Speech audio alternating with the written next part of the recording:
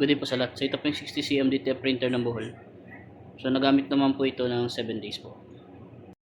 So ito po yung head area. After ma-on ko yung printer, so mag-clean po ako. So after mag-clean, mag-nozzle test po ako.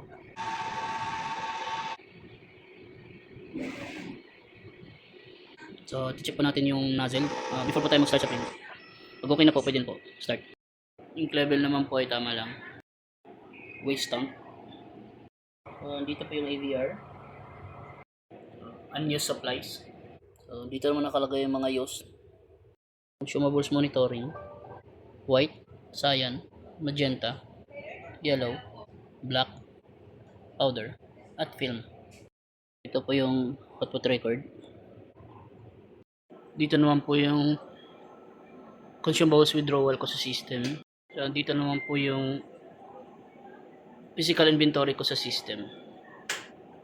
Ito po yung daily output record ko sa system. So dito po yung maintenance checklist ko.